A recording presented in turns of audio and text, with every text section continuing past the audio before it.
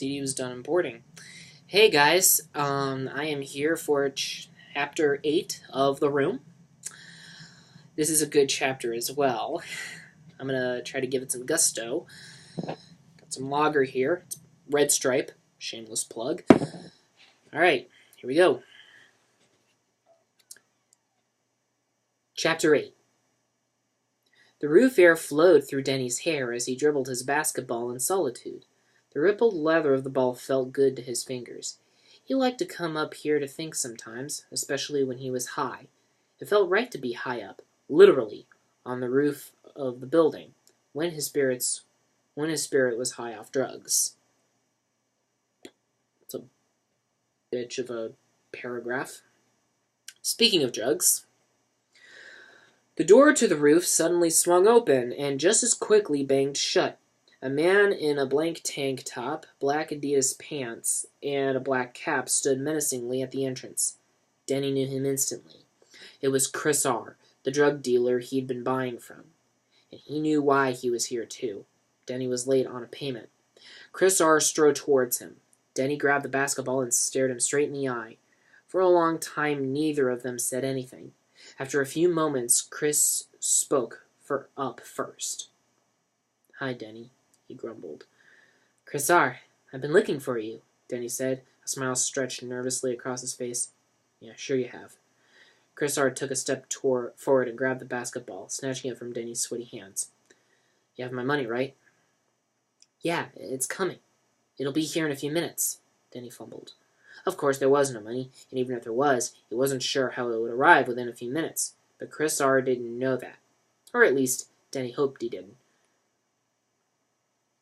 Chris R. dropped the basketball and it dribbled away, each bounce a harbinger of Denny's oncoming doom. "What do you mean it's coming, Denny?" He leaned forward, his face inches from Denny's.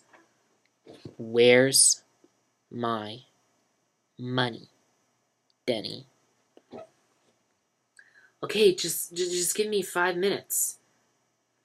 Maybe if he could find Johnny and ask to borrow some money again. Just give me 5. Chris R. leaned back and pretended to consider it. But he'd waited long enough. 5 minutes? You want 5 fucking minutes, Denny? You know what? I haven't got 5 fucking minutes! He ripped a gun from his pants, grabbed Denny by his neck, and shoved him to the floor. He pushed the cold, hard steel of the pistol into Danny's shaggy hair. "I'm going to ask you again. Where's my money?" He tightened his grip on the boy's neck. Tears welled up and dripped from Denny's eyes. "I don't have anything," he choked out. "Where's my money, Denny?" Chris R. repeated. "Where's my fucking money, Denny?" Denny could only cry, like a bitch. "What did you do with my fucking money, Denny?" Chris R. shouted. "I swear to God, it's coming!" Denny pleaded. Chris R. jammed the gun into Denny's temple. "Where's my fucking money, Denny?" He screamed again, over and over. The door to the roof swung open, and Johnny and Mark came flooding out, shock hitting them hard. They ran towards the confrontation, traversing the length of the roof within seconds. They grabbed at Chris R., pulling him off and away. Denny crawled back.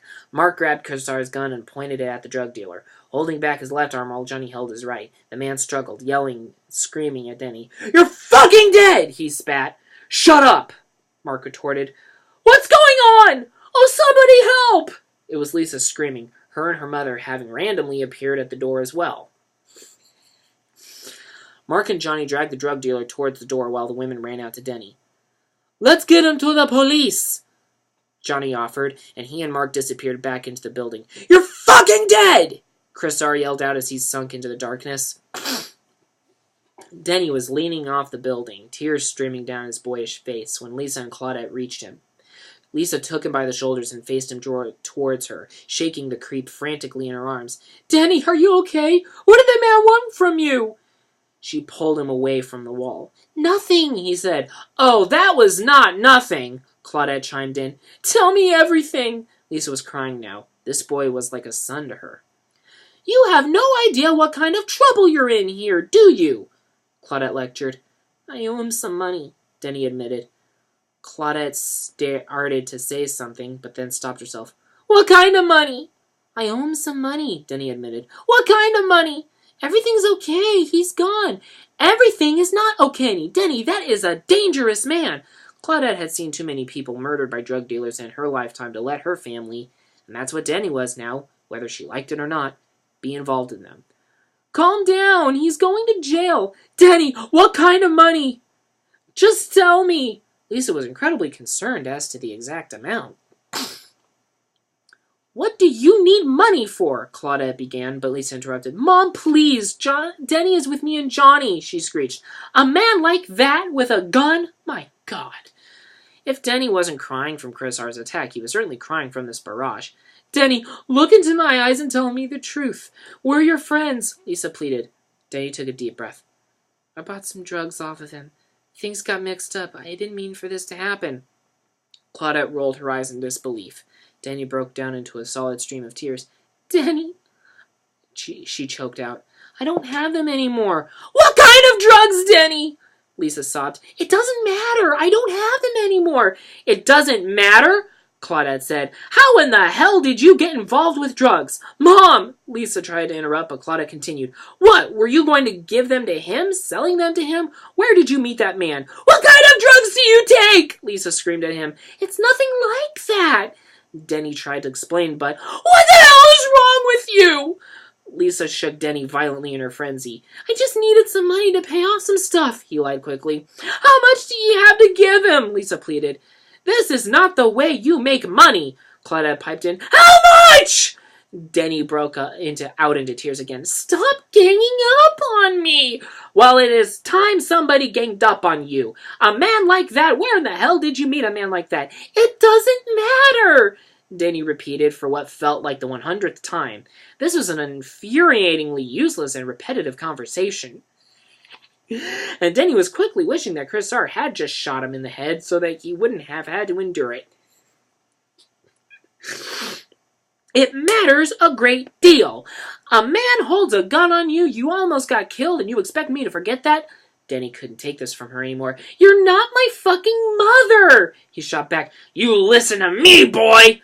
She grabbed his sweater and yanked at him. Lisa hugged him, bringing his head to her chest and sobbing for her mother to stop, but Claudette couldn't be contained. Somebody had better do something around here! Claudette threw his hand down violently and stepped back.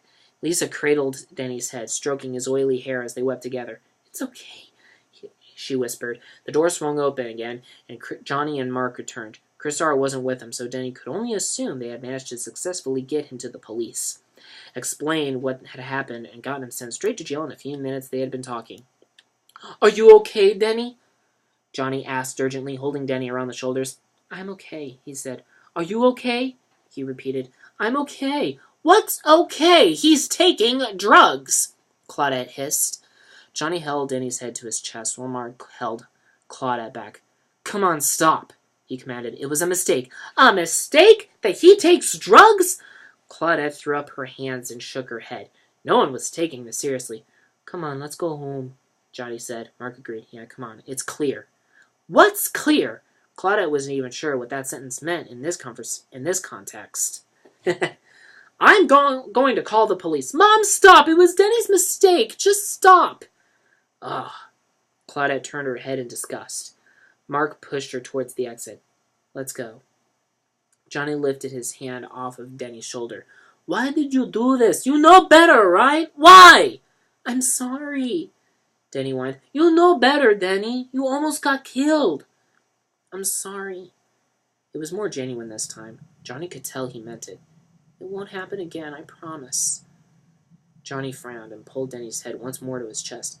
Denny, you know that Johnny is like your father, and we're your friends. We're going to help you, Lisa said, sounding very much like a mother herself. Johnny pulled at Denny's hair and looked as though he was having an orgasm. And in a way, he was. An orgasm of relief. Despite his parental objections, he was glad Denny was okay. And now that this was done, he would never bring it up in any way ever again. Johnny was going to make sure that this incident didn't affect anything in their lives and was totally forgotten by everyone involved. Let's go home, Johnny said. He extended his arm over Lisa, too, and the three of them went for the door. And with that, the plot about Denny having drug problems was gone.